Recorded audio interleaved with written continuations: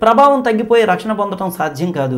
యేసునామాన్ని బట్టి బోధించడం తప్పని బహిరంగంగా చెబుతూ ఉన్నారు. అనేక మందిని పట్టుకుంటున్నారు. అప్పుడు ఒకరోజు ఇలాంటి వారితో వాదన కలిగితే నేనన్నాను, దేవుడే నరుడిగా మారడానికి ఇష్టపడినప్పుడు ఆయన పేరులో చిన్న మార్పు వస్తే దేవుడేం అభ్యంతరపడడు. దేవునికి లేని అభ్యంతరం మీకెందుకయ్యా? ఈవేళ ఈ రకమైన బోధ ప్రజల్లో చేస్తే అందరూ గలిబిలు అయిపోతారు కదా అని.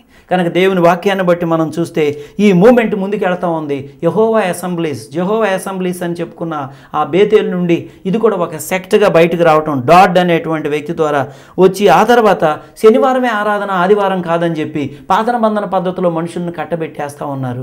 ఆ తర్వాత యేసుక్రీస్తు ప్రభువు ఆది నుండి ఉనికి కలిగిన వాడని యోహాను సువార్త చెప్పింది కదా. ఆది యందు వాక్కు ఉండెను, వాక్కు దేవుడై ఉండెను, ఆయన ఆది యందు దేవుని యొద్ద ఉండెను, సమస్తము ఆయన మూలముగా కలిగినది ఏది ఆయన లేకుండా కలగలేదు కదా. ఆ వాక్యమే శరీరధారిగా మన మధ్యకి ఈ లోకంలోనికి వచ్చి నివసించిందని 14వ వచనం చెబితే ఆయన పుట్టక క్రితము ఉనికి లేదని చెబుతా ఉన్నారు. No preexistence to Jesus, that is what they say, a dangerous హెరసీ.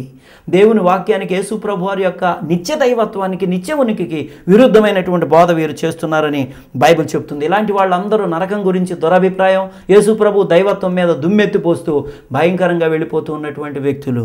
ఇంకా మనం ఆలోచన చేసినట్లయితే దేర్ ఈజ్ మార్మోనిజం. 5వ కల్ట్ మనం చూస్తే మార్మోనిజం. ఈ మార్మోనిజం అనేది 1830 న్యూయార్క్ నగరంలో జోసెఫ్ స్మిత్ అనేటువంటి వ్యక్తి స్టార్ట్ చేశాడు. ఈ మార్మోనిజం ఏమిటి అని అంటే ఇది బైబిల్కి విరుద్ధంగాను క్రీస్తుకు విరుద్ధంగా లేచింది. యేసు ప్రభు వారి యొక్క పుట్టుక గురించి బద్ధ విరుద్ధమైనటువంటి మాట చెప్పారు. అదేంటంటే దేవుడు మరియమ్మ మధ్య ఉన్న సంబంధంతో యేసు ప్రభు వారు పుట్టారన్నారు. పరిశుద్ధాత్మ దేవుని యొక్క ప్రభావంతో, ప్రమేయంతో కాదు, కానీ చాలా చెడు. దేవుళ్ళు అని ఉంది, ఎలోహిం అనే పదానికి అర్థం.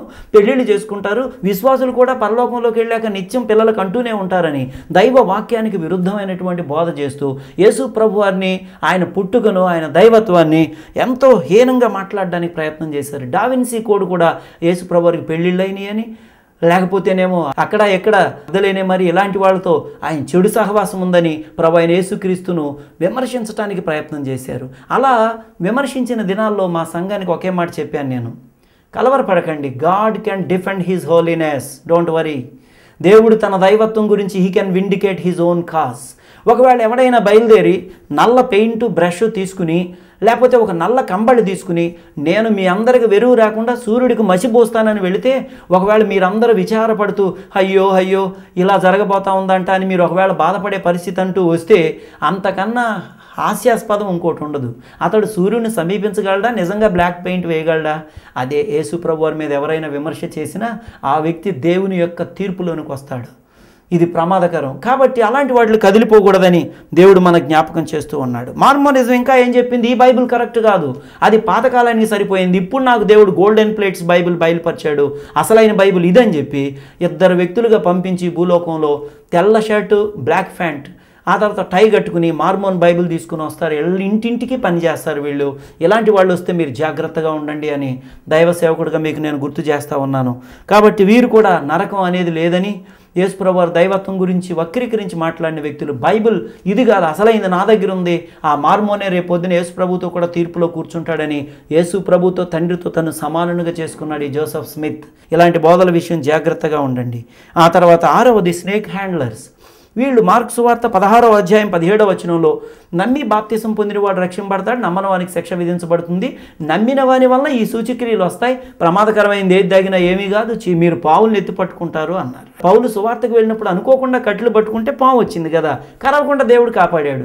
అంతేగాని ఈవేళ వెళ్ళి పొట్టలో చేయబెట్టి నేను యేసు ప్రభువుని నమ్ముకున్నాను కాబట్టి పావు నన్ను ఏం చేయదని ఎత్తి పట్టుకోవడం దుస్సాహసం అవ్వదు, దేవుని శోధించడం అవ్వదు.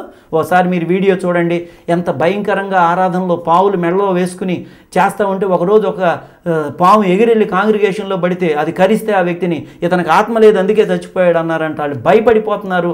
అలాగే ఒక సేవకుడు పాము మెడలో వేసుకుని ప్రసంగం చేస్తుంటే అక్కడే కాటేస్తే 5 నిమిషాల్లో పడి చచ్చిపోయాడట. ఎంత విపరీతం దురాత్మ మనుషుల్లో ప్రవేశించి ఎంత భయంకరమైన క్రియలు చేస్తుందో చూడండి. మార్కు సువార్త 16-17ను మనం సరిగ్గా అర్థం చేసుకోవాలి. ఎవడైనా ఇలాంటి ప్రయోగాలు మనమే చేయడానికి ప్రయత్నం చేసినప్పుడు ప్రభు మనకు తోడుగున్నాడు. అంతేగాని దేవుణ్ణి టెంప్ట్ చేయకూడదు, దేవుణ్ణి శోధించకూడదని యేసు ప్రభు వారు చెప్పారు. ఆఖరిగా జిమ్ జోన్స్ అనే వ్యక్తి 1970s ఆ ప్రాంతంలో మరి చాలా భయంకరంగా అనేక మందిని ఆకర్షించి నేను పీపుల్స్ టెంపుల్ ఆఫ్ క్రైస్ట్ అని ఒక ఆలయం స్థాపించి అతడు మెథడిస్ట్ చర్చిలో ఉండి బయటకు వచ్చేసి ఆ తర్వాత ఈ కల్ట్ స్టార్ట్ చేస్తే 1000 మంది అతను అనుచరులుగా చేరిపోయారు, కుటుంబాలుగా వచ్చి. ఆఖరికి అతడు ఏం చెప్తే అది దైవవాక్ అనేటట్లు నమ్మించి చాలా చెడు కార్యాలు చేసేవాడు.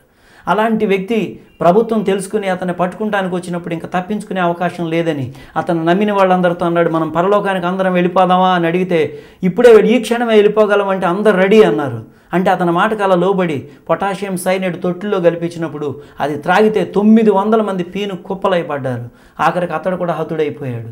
కనుక ఇలాంటి భయంకరమైన బోధలు, మన విశ్వాసాన్ని ఆరోగ్యకరమైన బోధ, క్రీస్తు యొక్క సరళత, పవిత్రత నుండి తప్పించడానికి ఇవి ఇంటింటికి వచ్చి ప్రయత్నాలు చేస్తూ ఉంటున్నప్పుడు బరేయ క్రైస్తవుల వలె వాక్యం జాగ్రత్తగా నేర్చుకుని దైవదాసునితో కలిసి ఆరోగ్యకరమైన బోధ తెలుసుకుంటూ దుర్బోధన గురించిన అవగాహన కలిగి మనం ఈ లోకంలో జీవించాలని దేవుడు మన జ్ఞాపకం చేస్తూ ఉన్నారు.